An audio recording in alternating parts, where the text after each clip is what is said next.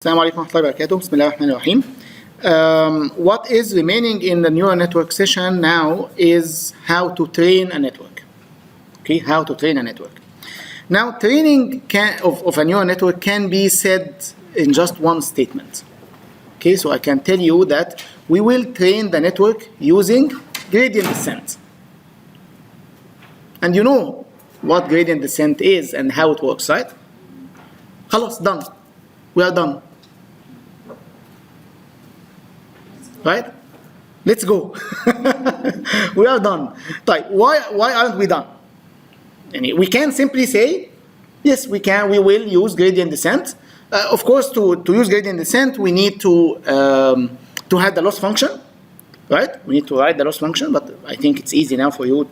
You understand, I think, what a loss function is. And we then can apply gradient descent. But there is a condition, right? And in order to apply gradient descent, what should we do before we apply the gradient descent? The equation should be differentiable. The equation should be differentiable. Okay, let's assume that you mean the expression or the loss function. Okay, let's assume that the loss function is differentiable. What should we do before we actually apply the gradient descent? Know the features. Huh? Something other than actually differentiate. You know, gradient descent is we apply the update rule, right? It's just one thing, right? The gradient descent means apply the update rule, which is adding the negative of the gradient times the step size, okay, to the value of the parameter. Type. In order to implement this one step, what do we need? What is missing? Not the step size. Step size is a parameter, right? But what is needed other than the step size? No. Here is the update rule. Okay, x equals x prime, which is the new value, equals x minus the step size, okay, times gradient. Very good. Now, the step size is constant. We can assume that it's constant, right? And we know the current value of the parameter. Somewhere we are somewhere in our space. Okay. So what is missing now? The gradient. Okay. We need to compute the gradient, right? Type. Now, to compute the gradient, we need to compute the gradient with respect to what? With respect to every single parameter, right? With respect to every single parameter. Type. If the loss function is simple, of course we can do that manually, right? And you will do that for logistic regression, right? To do the assignments. So you can do it manually. But for a complex function, it will be not straightforward. Okay, for complex functions, it won't be straightforward. And not only its complex expression with so many parameters. Do you have any idea how many parameters usually we have currently in the neural networks that we are training now? Just give a guess. Huh? Thousands of neurons or parameters? Any other guess?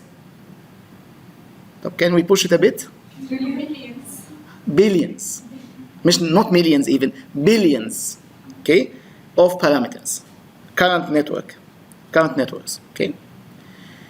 Can now you imagine that we compute the gradient for every single parameter of the billion parameter manually, and then we implement it? Of course not. Okay, so we need to have a systematic way, okay? Some way that can be easily automated to compute the gradients for us for every single parameter, and of course, then we can easily use the gradients in the gradient descent algorithm. Okay, so you now know the context and why we are not done yet. Okay, otherwise I would say, okay, خلاص, compute the gradient, have a nice, inshallah, not day or week, have nice years in computing the gradients, and then implement them. Of course, we will not be able to do. This is not feasible. Okay, type. The nice way and very interesting way that is systematic to compute the gradients is for neural networks in particular, but it can be used in general also, called backpropagation. called backpropagation. And this is the topic of this lecture, and I think part of the next lecture, inshallah. Right. So what is the setup for backpropagation? As I just told you, the goal is to compute the gradient. Gradient of what? Of a specific function. Actually, backpropagation can be applied to any function. Okay? So, given some function f of x, where x is a vector of inputs, we are interested in computing the gradient of f at specific value of x.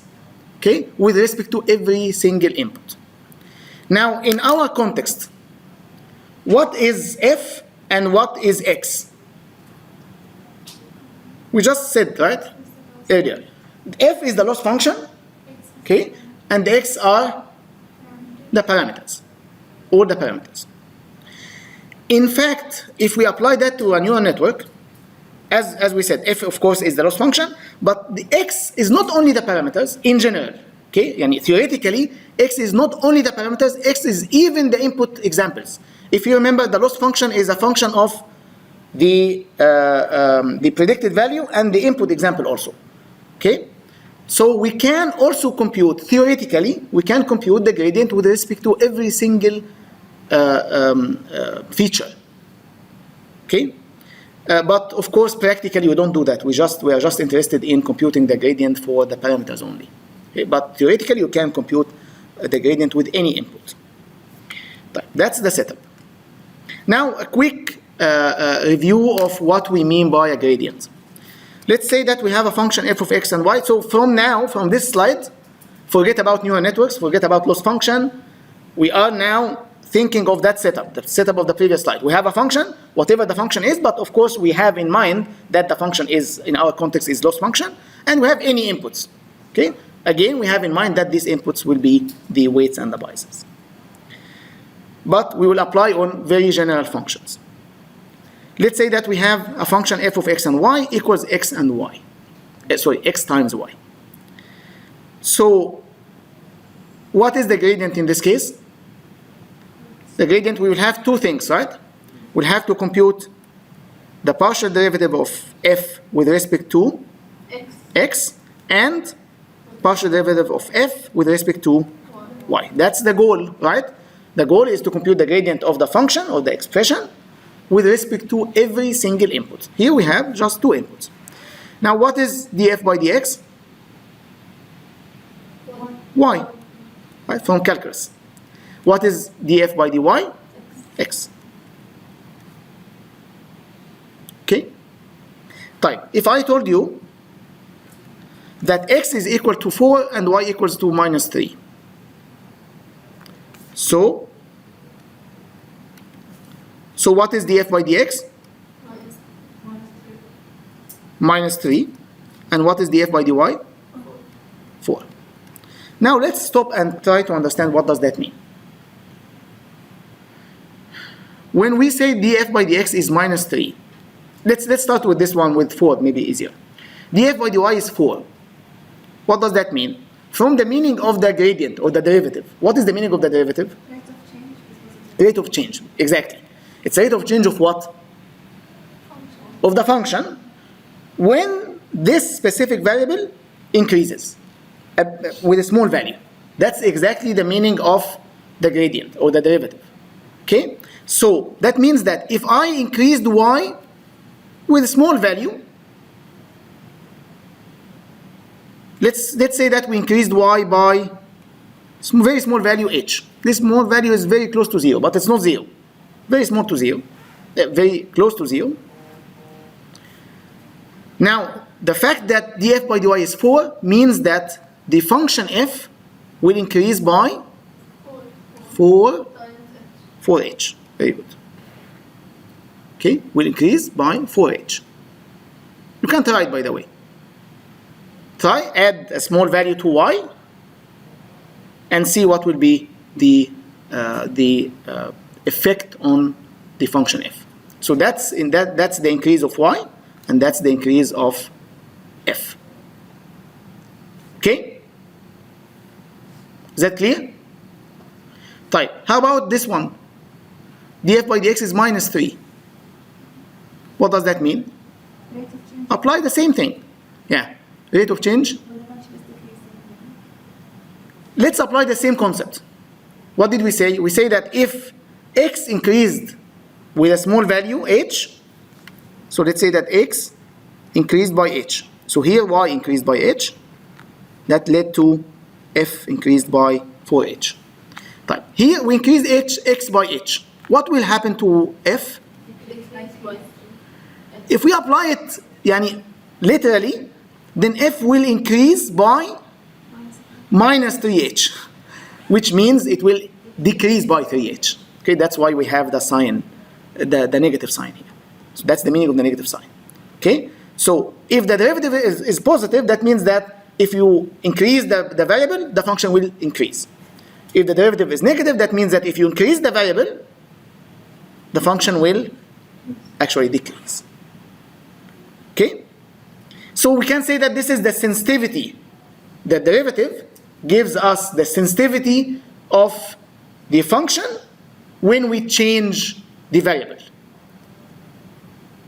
Okay? But if the derivative is 0, changing the function, changing the variable will not affect the function at all. Can that happen? We'll see. Exactly. If it's constant, then it doesn't change at all. Then changing the variable, which is not even in the expression, will not affect the function. Type. So the gradient indicates the rate of change of the function with respect to that variable, and this is, I think, the definition that you saw in calculus, right? So df by dx is the limit when h, which is the change, goes to 0. Goes to 0. When the limit of h goes to 0 of f of x plus h. So what is f x plus h?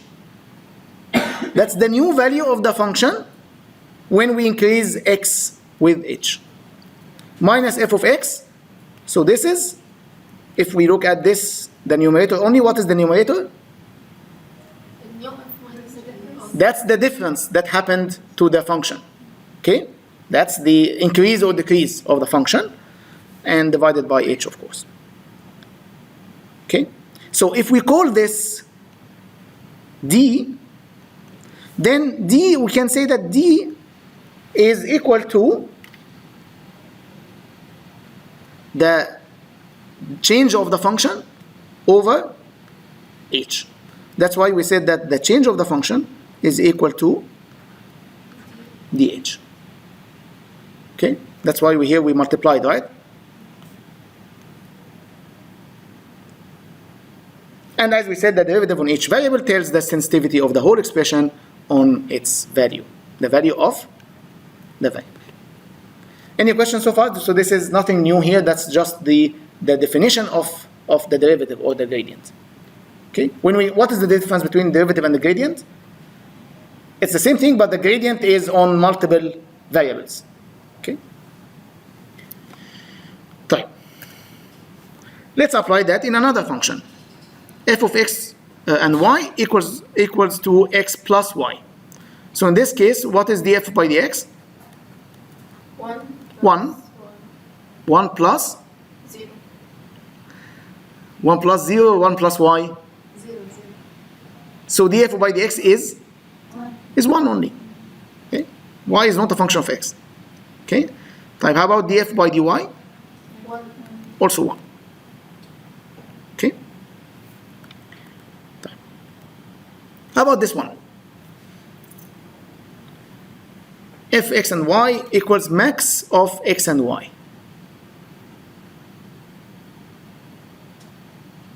So what is df by dx?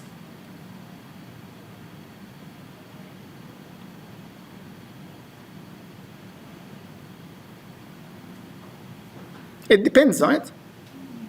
It depends, right? Depends on what? Which one is the maximum, right? Type. Let's see the cases. What are the cases? If x is the maximum. Yes. If x is the maximum, which means x is greater than or equal to y, then this expression will be, the expression first will be x, right? in this case, what will be the derivative? 1. So it will be 1 if x is greater than or equal to y. Type, what if x is less than y? What will be the expression? The expression, the function will be Max y. y. Okay, so the derivative will be 0 in this case. Okay, are you with us? Okay. Type. If you look at this, we can actually, with what we saw before in the course, we can say that this is the identity function when x is greater than or equal to y, because this is 1 if this is 2 and 0 otherwise, which is exactly what we have here. Right? Type. How about df by dy? Huh? Opposite. The opposite. So can we use also the identity function? Yes. Yes. Y is greater than or equal to x. Exactly. Y is greater than or equal to x. Type. Why do we have the equal here?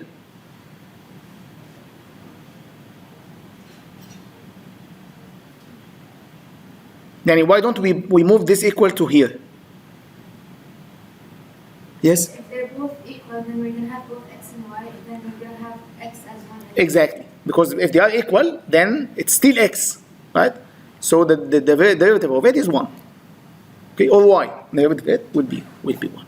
Okay? But this is also similar to the subgradient case that we talked about last time, right? Not last time, I mean last session. Okay, any question about what we studied so far?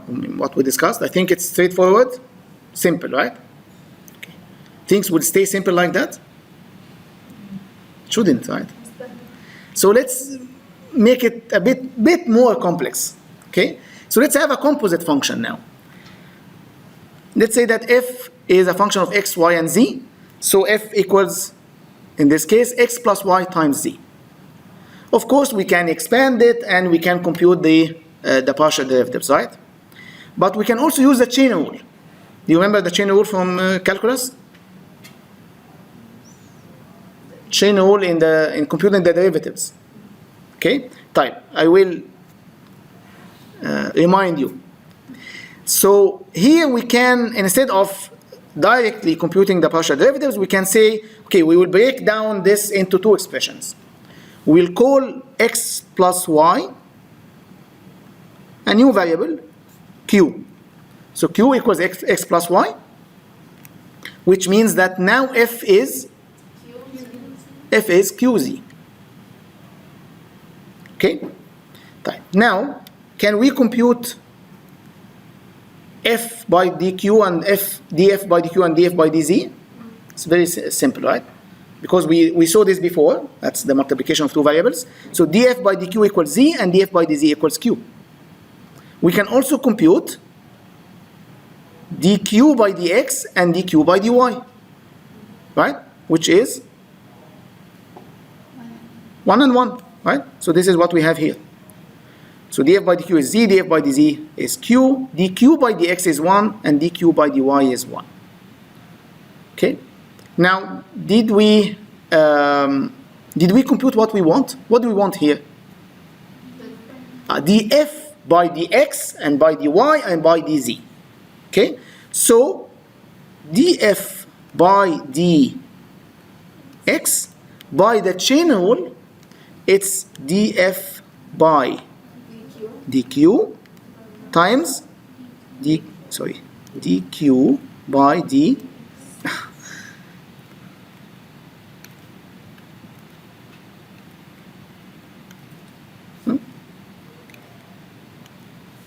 by dx. That's the chain rule.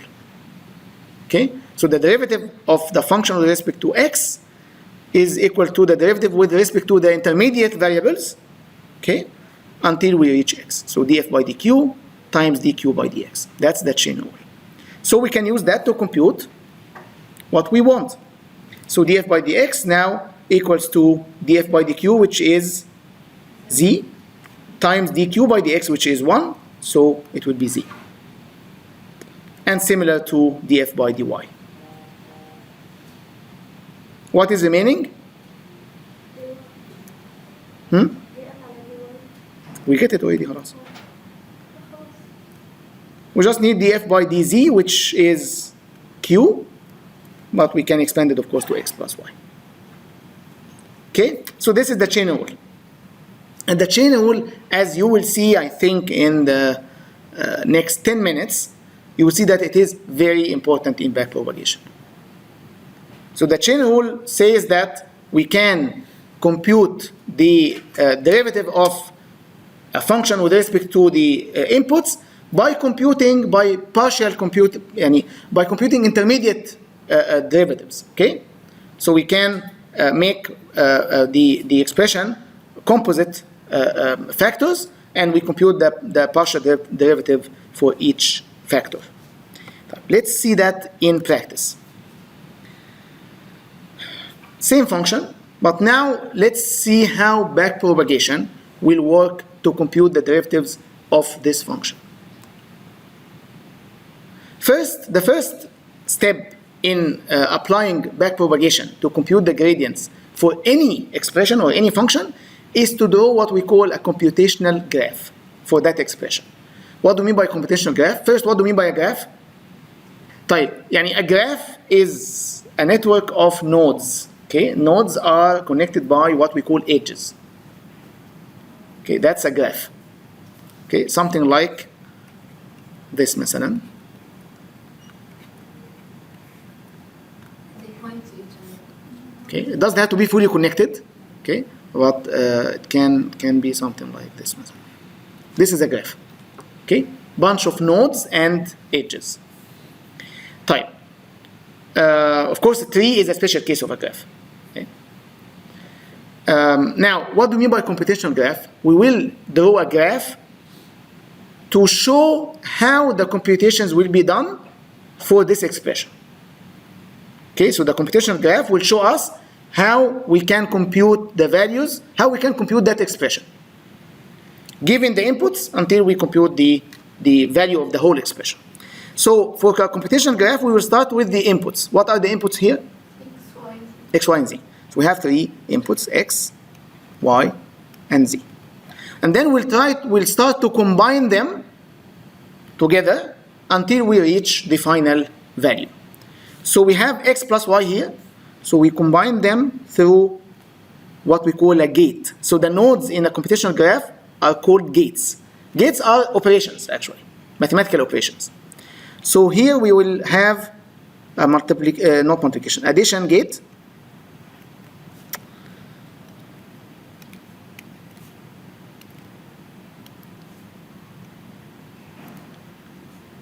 For X and Y, X plus Y.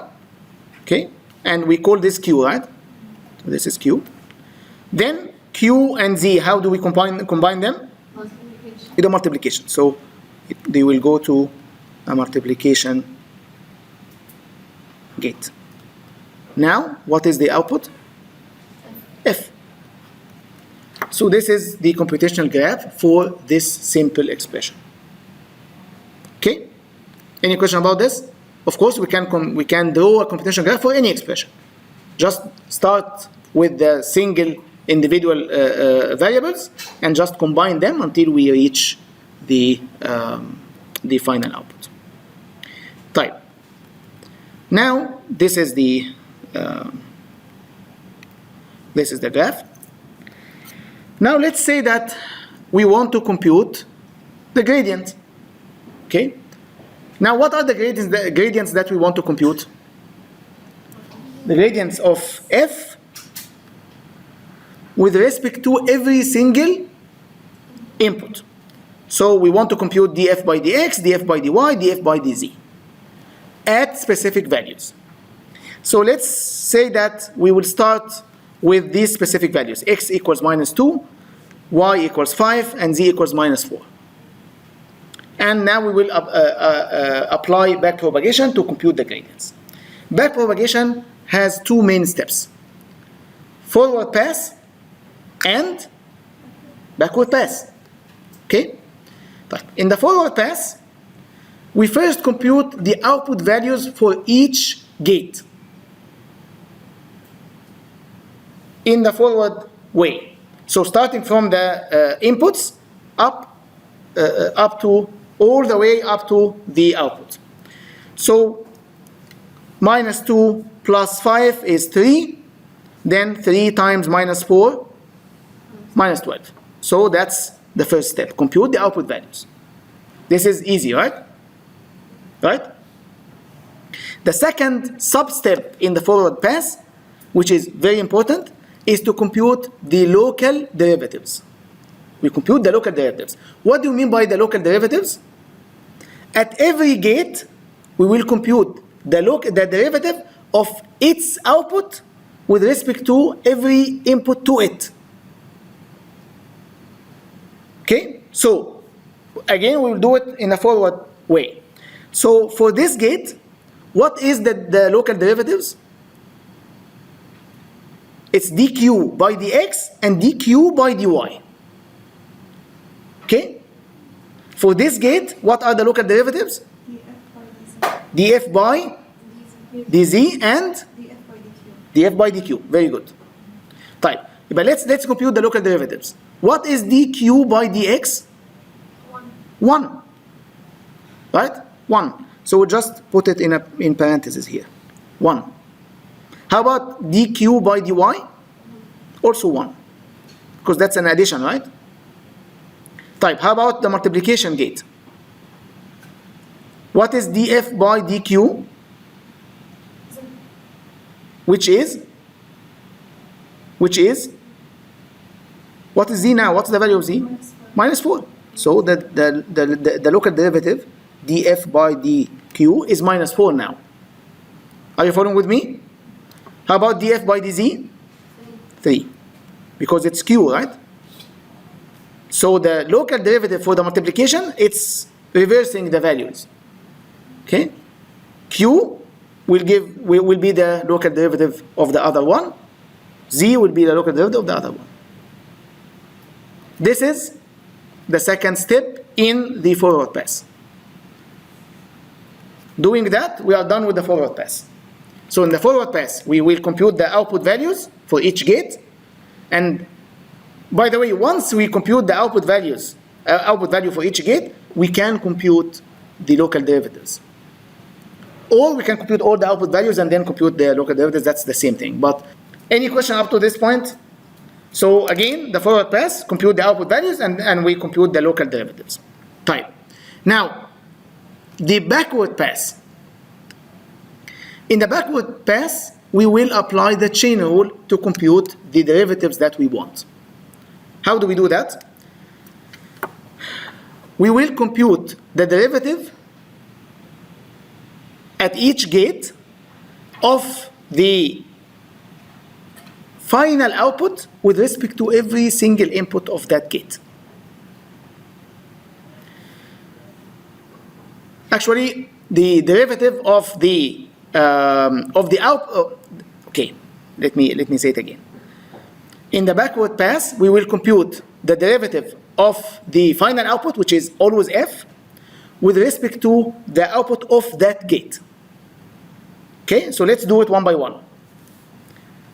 It's backward, right? So we'll start from the last gate. So what is the output of that gate? F. What is what is the final output of the whole graph? F. What is the output of that gate? Also F. Okay? So systematically, we will compute df by df, which is 1. It's always 1. Okay? So that's always 1. df by df is of course 1. Now, so that's a special case for the last gate. Now let's move backward one step. Let's stop at this gate. What is the final output? The whole final output of the whole graph, f. The final output of this gate is q. So now we want to compute df by dq. How do we compute df by dq? We will multiply by the chain rule. It is df by df times df by dq. Sorry, this is q, not x. Okay. So df by dq by the chain rule is df by df df by df times df by dq. Of course, for this, it's a special case because this is 1, right? But it's a chain rule. We multiply this one by, remember the local derivatives? What was the local derivative here? It was 1 here, 1 here. No. Yeah, you are right.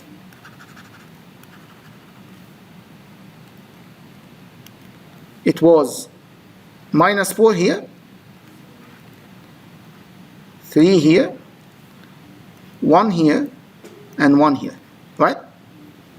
So the df by dq will be 1, which is df by df, times df by dq. Where is df by dq? -4, exactly. So it will be -4. Okay, is that clear? No. How is this, like, what's the difference then? We are applying the chain rule. Okay, طيب يعني Maybe it will be more clear for the next step. Okay, it will be more clear for the next step. But we are applying the chain rule. طيب, let's apply the chain rule now for the next level, which is the level now of the inputs. So for the level of the input, we want to compute df by dx, right? طيب, what is df by dx? Let's write it here. df by dx. It's df by df. Let's do it. Yes. Okay. df by df times df by dq. Exactly. Like times df by dq by dx. Very good. What is this one? Oops. Not. It's very slow, sorry.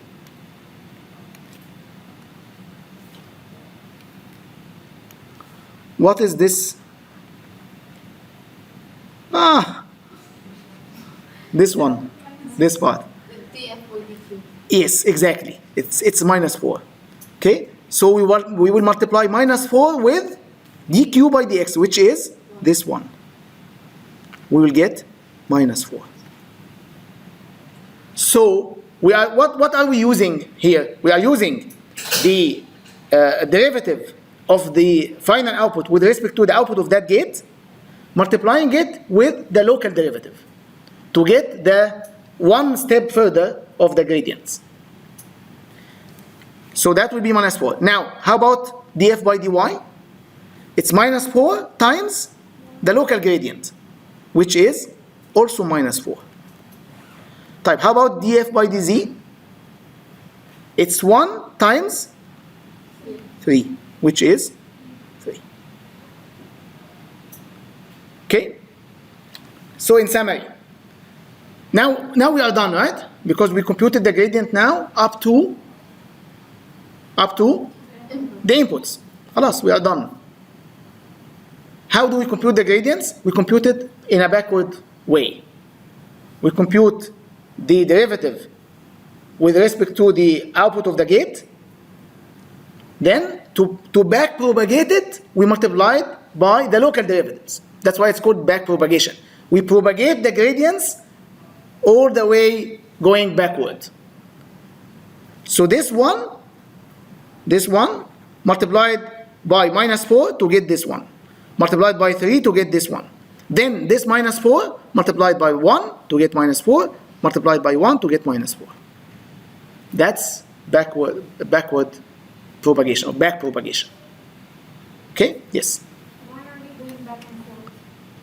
Because forward we have to compute the output values, which will be needed. Okay? Which will be needed in computing the gradient, the loss. Okay? If you remember, we are doing that for the loss, right? The loss is it's a function of the predicted value and the actual label. So we have to compute the predicted value. While we are computing the predicted value, we compute the local derivatives. Why we compute the local derivatives? Because they will help us in the backward pass to propagate the gradient back. So if I know the gradient up to this variable, I will propagate it to the next level of variables using the local gradients. This minus 4 multiplied by 4 to get this. This minus 4 multiplied by 1, minus 4 multiplied by 1 to get this. Minus 4 multiplied by 1 to get this. Type, what if we had another layer? We will propagate these minus 4s based on the local derivatives of the next layer. But what are these layers in our context? Computation. Neurons. Layers of neurons, by the way. Why? Because the loss at the end, the loss function, f here should be the loss, right, in our case. The loss is a function of the output value and the predicted value. Let's say that it's, in a simple way, the difference.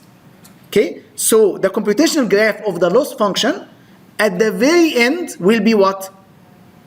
In this case, be just the subtraction operator. Right? Yani the loss, let's say that the loss is just the simplest case will be y hat minus y. Okay? Type. What is y? Y is the label. Okay? So it will be a gate. At the end, it will be minus. Input here is y, and the input here is y hat. What is y hat, ba? The predicted value of the entire network. So here, y hat is the entire network. Okay? Computing all the values of the entire neural network. So actually the layers will be the layers of neurons. Remember how did we do the forward pass to compute the predicted value last lecture? We go layer by layer, right? It's the whole network here will be. So we'll have to compute the gradients at every layer, propagated to the previous layer, then propagated to the previous layer, then propagated to the previous layer, and so on until we reach the input. Okay? We are not interested of the gradient of the single input because the inputs will be the features, right? We are not interested in the gradient with respect to the features, but we are interested in the gradient with respect to what? In our context, we are interested in computing the gradient with respect to what? Not the input. The parameters of the network. If we are talking about the network now. Okay? Here, yes, with respect to the input. But it will be with the parameters. If we just map it here, it will be all the intermediate values. Intermediate variables. Yani all the connections here. Yani you see the connections here in this graph. In a network, the connections are the weights and the biases. Okay? So all of these will be the variables, and we need to compute the gradient with respect to them. But is that a systematic way? Of course it is very systematic. Okay? The only thing that we need to know or need to do is to know how to compute the local derivatives, which is very simple. Yani the gates, every single gate is very simple, right? Multiplication, addition, reciprocal, all of these simple functions, we know very well how to compute the local derivatives of them. The issue was that how to combine these local derivatives to compute the gradients for the whole set of parameters. And backpropagation using chain rule, of course, shows us how to do that in a very simple way.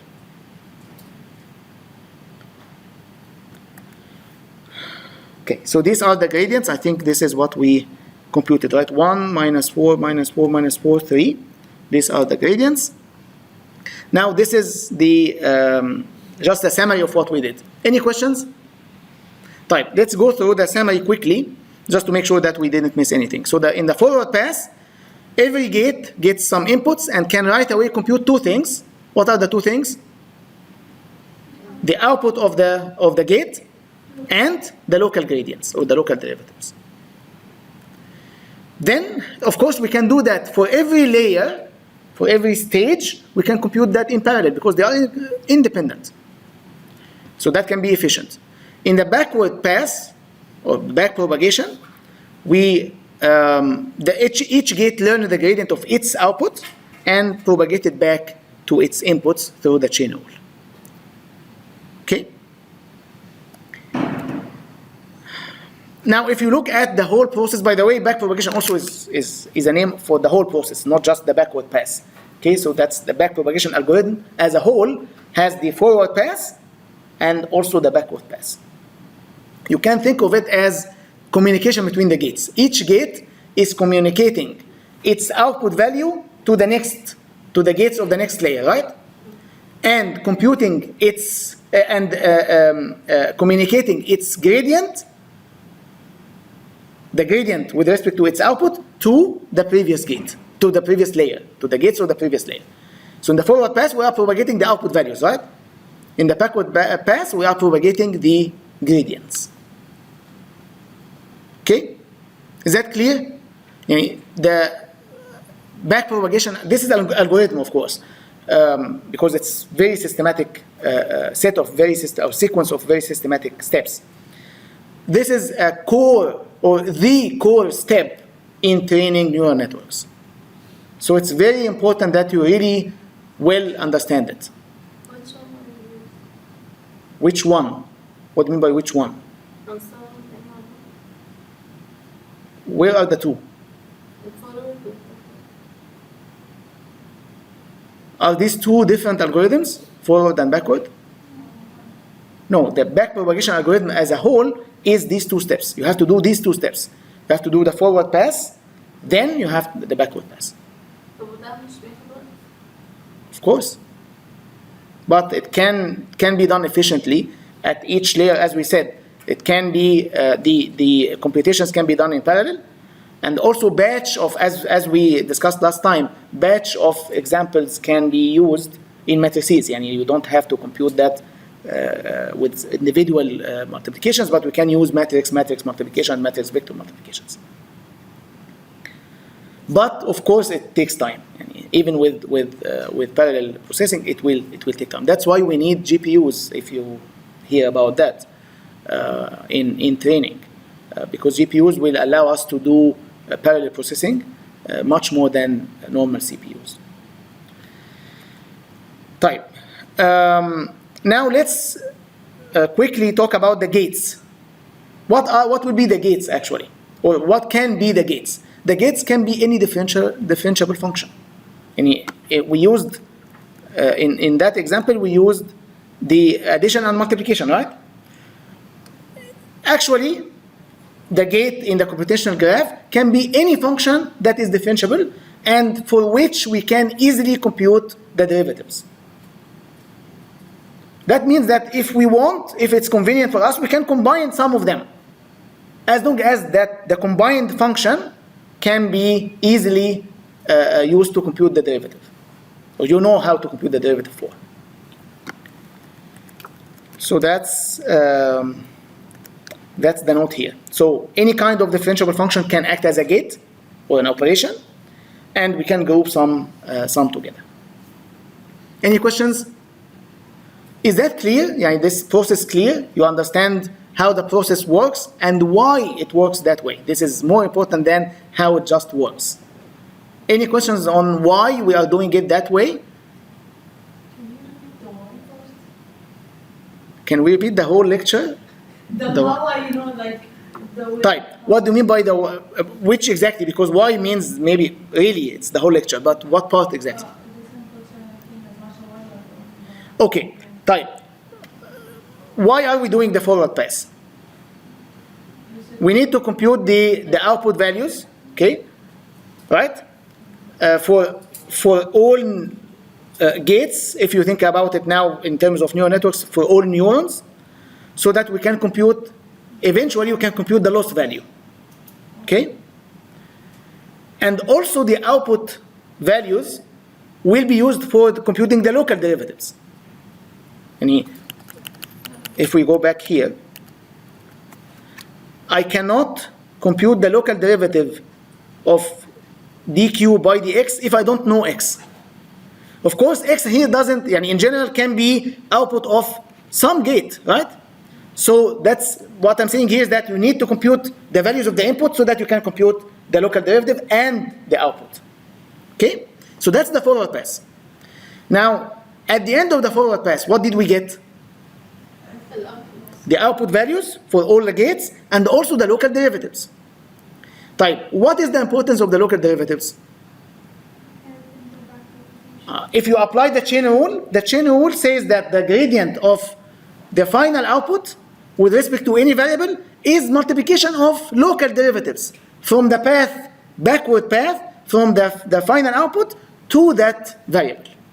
Yani if I have a computational graph like this,